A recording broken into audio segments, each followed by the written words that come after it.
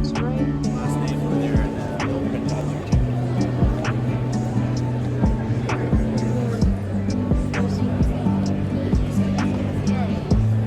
So this is the first floor. We're at the first floor. The second floor, and then the third.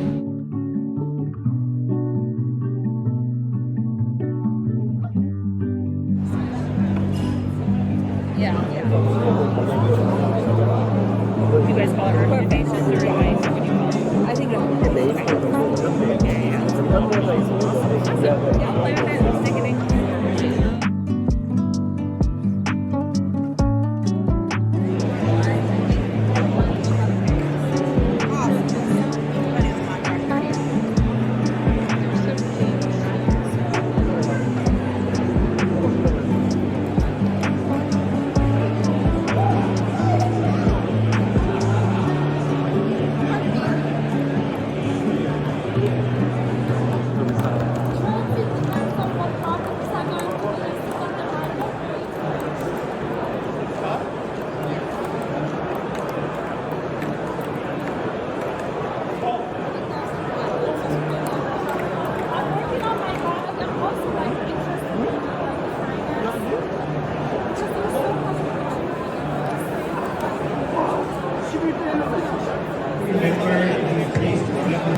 So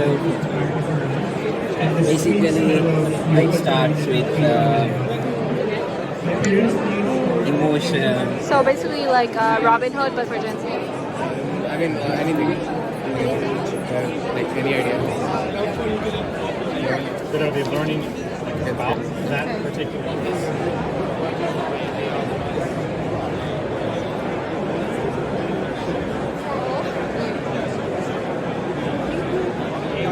templates available.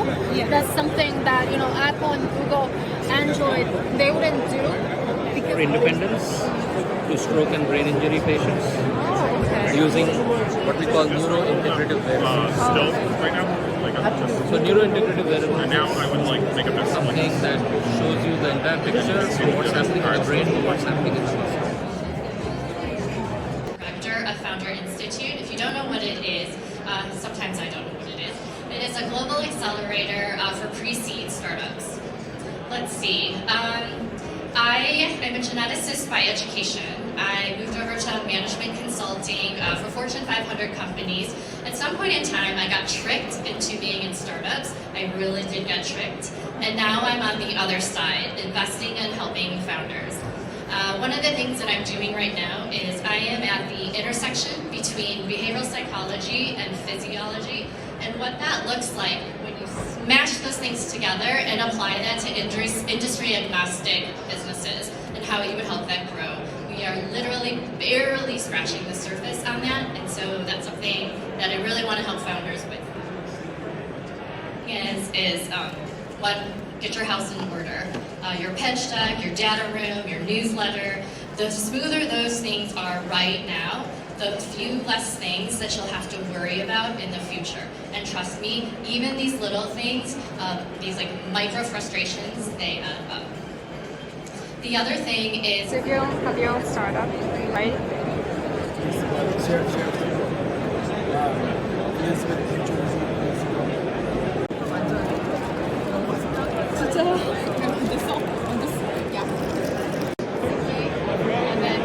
Of AI. It's kind of counterintuitive, but they were very early on to use like ChatGPT and tools like that. But what they realized is that the outcome that was coming from generalized models wasn't reliable enough.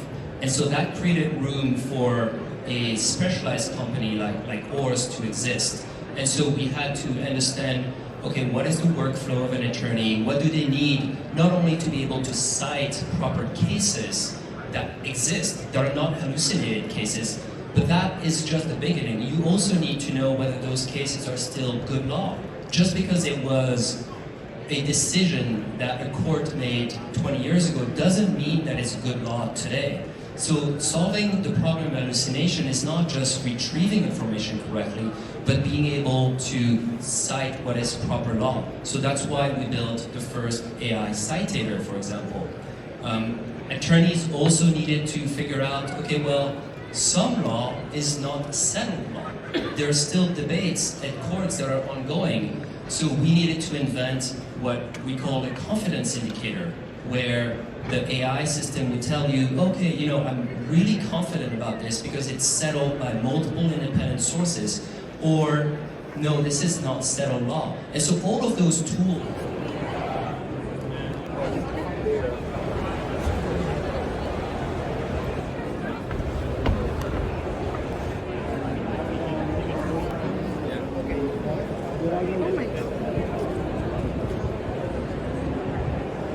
In consumer, you really have to solve the problem all the way for the consumer. They adopt things that make their lives better. Fintech, digital The reason that gives rise to shock attainment is an increase. Lots of them.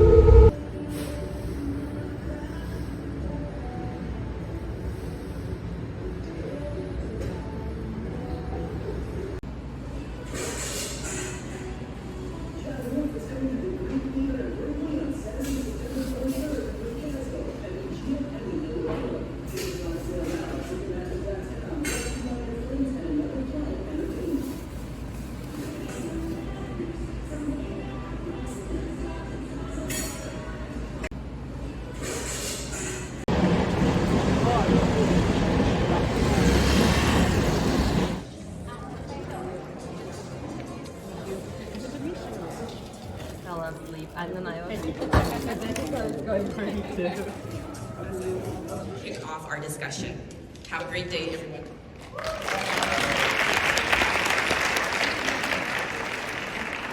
A little bit about me. So I am Vice President at JP Morgan on the startup banking team. And prior to this, I was also at HubSpot, focused on go-to-market and sales for early-stage startups. And before that, I was also in venture capital, where I launched a fund and took that from 0 to 21 investments.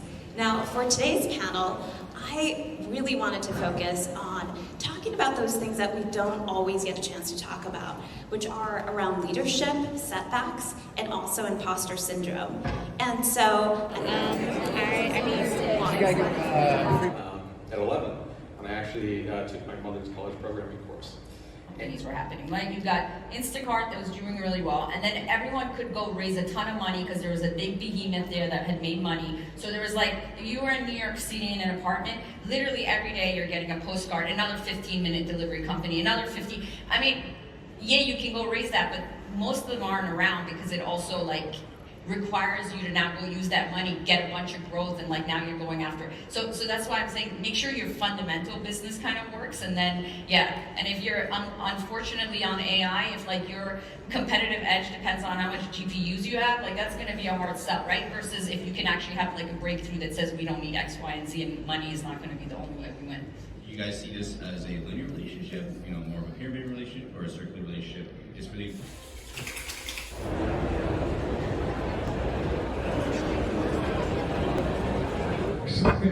It actually understands what I'm saying, and it actually does what it says it's going to do. So the reason why we don't like the word chatbots is I think consumers associate it with the technology from a few years ago that actually was a piece of friction in the customer experience. And in contrast, I think consumers seek out AI. That's why ChatGPT was the fastest growing consumer service of all time. We truly believe that in 4 or 5 years, most of our digital interactions will be conversational.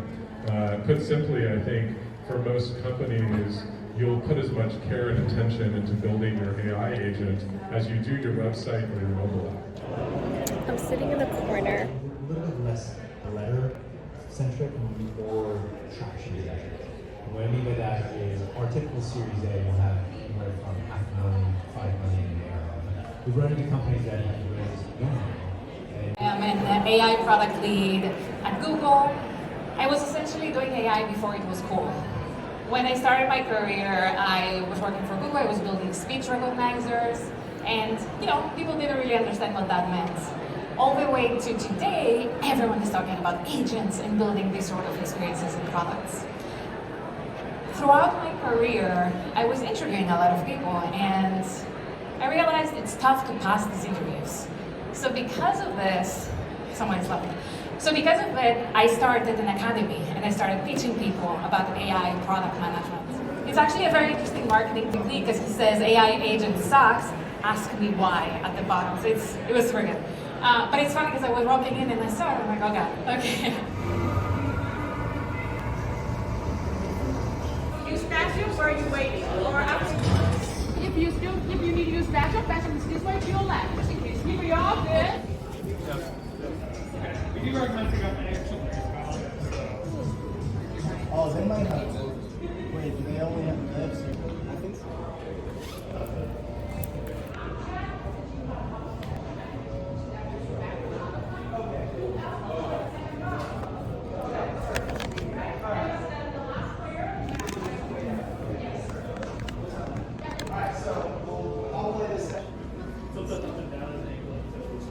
Oh, it's already dark. I just finished the game. I'm heading to the event. The event in general? Yes. Only for the guards you're gonna take it. Yeah, definitely. I can't see anything. I know it's a bit of... It's not Bank of America. It used to be Bank of England.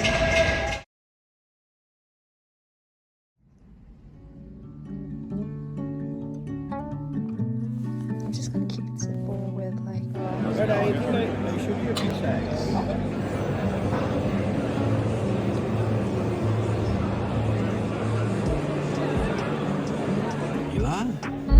Gran Turismo, Crunchyroll, or Spider-Man. And check what that does. New.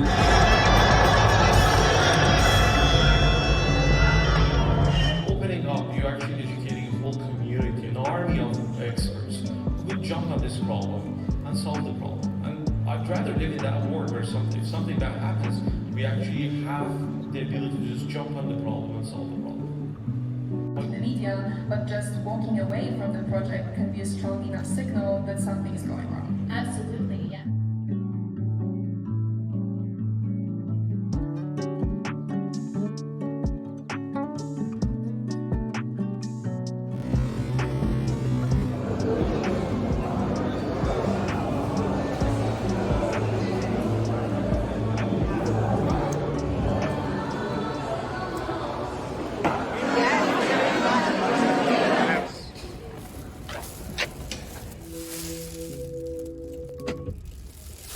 Hello from Waymo.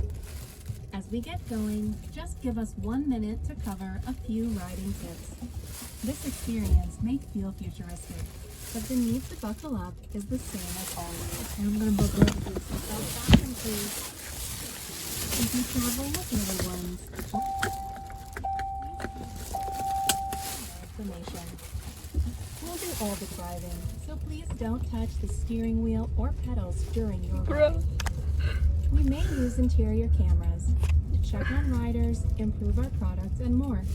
But our microphones are only on when you're connected to rider support. So sing your heart out. This is what I see in the back seat.